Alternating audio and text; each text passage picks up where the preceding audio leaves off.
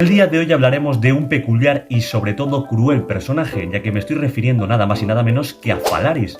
Probablemente no lo conozcáis así a secas, sin embargo si os digo que fue uno de los inventores del toro de Falaris, que lleva su nombre obviamente, quizás os vaya sonando un poco más. Y es que de hecho esta tortura del toro de Falaris también la oí en su momento cuando fui a Toledo a visitar el Museo de las Torturas, y la verdad que me impresionó bastante porque fue la tortura, en mi opinión, más extraña. Pero bueno, eso hablaremos más adelante. De momento vamos a conformarnos con decir un poco su biografía, qué hizo durante su vida, que no mucho, tampoco hay muchos registros, sin embargo, vayamos a ello. Falaris nacería en el año 554 a.C., sin lugar a dudas, podríamos decir, bueno, puedo afirmar de hecho, que es el personaje más antiguo que he traído hasta ahora en el canal. ¿Y dónde nacería este personaje? Pues nacería en Astipalia. Seguramente os quedéis igual si os digo esto, pero os lo voy a explicar. Astipalia es una isla griega que se encuentra en el archipiélago del Dodecaneso, que se encuentra localizada en el mar Egeo. Viendo a Falaris, vamos a decir lo siguiente, y es que fue un tirano de Acragas, actual Agrigento, desde el año 570 hasta su muerte. Que, además de ser cruel, este personaje también era bastante pillo, porque en un primer momento recibió la orden de construir el templo de Zeus a Tabirino en la Acrópolis. Sin embargo, aprovechó ese momento para autoproclamarse tirano. Bueno, aunque se autoproclamase tirano, la verdad que su gobierno fue bastante bien y de hecho se ensalzó bastante, sobre todo a nivel cultural.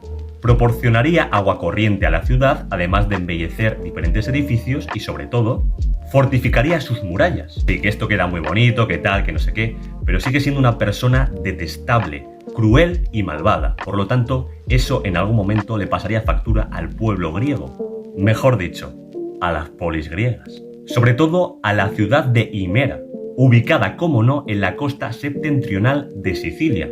Vamos, que seguramente la conozcáis muchos ahora mismo. La elegiría como estrategos autogratos. ¿Qué es esto exactamente? Porque está en griego, todavía no sabemos exactamente qué quiere decir.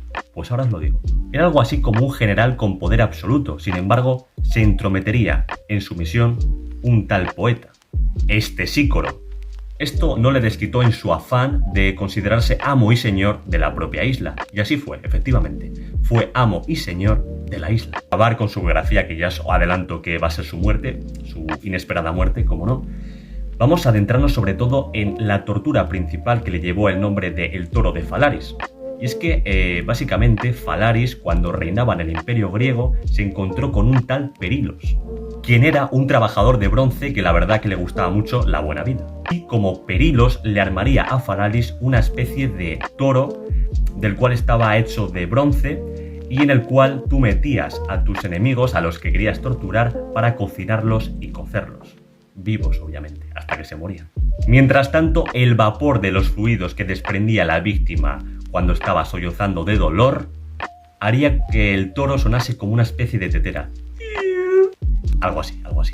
Tampoco me hagas mucho caso. Desde luego era una tortura bastante ingeniosa. Las víctimas se metían dentro de la barriga del toro y desde fuera lo que harían sería colocar una especie de hoguera en la parte exterior y debajo de la barriga del toro para que las víctimas, cuando estuviesen dentro, se asasen lento.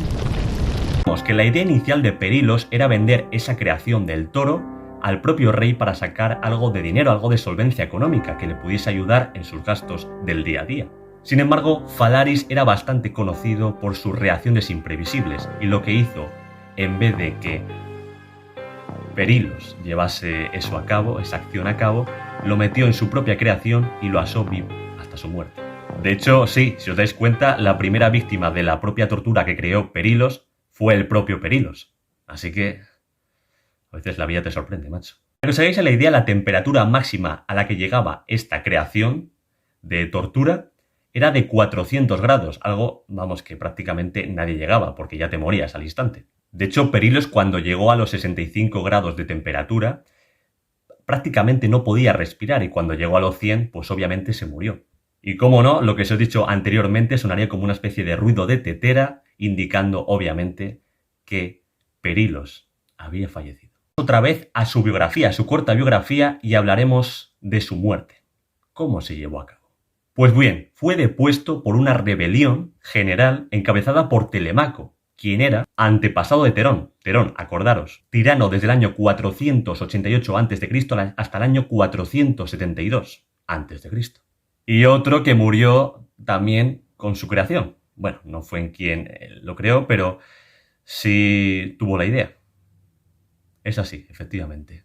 Faralis murió en su propia creación, en el toro de Faralis.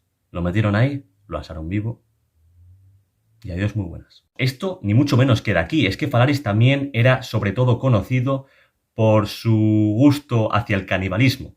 Y es que se dice que comía bebés en periodo de lactancia, o sea, como si fuesen terneritos, básicamente. Vamos, para que no os vayáis con un mal sabor de boca, digamos que Plutarco describió a Falaris de la siguiente manera. Y es que él decía que los sicilianos consideraban a Falaris como una especie de justiciero, ya que castigaba los delitos con bastante severidad, por lo tanto, en vez de, obviamente, encarcelarlos o lo que sea, los torturaba. Bueno, cosas de la época.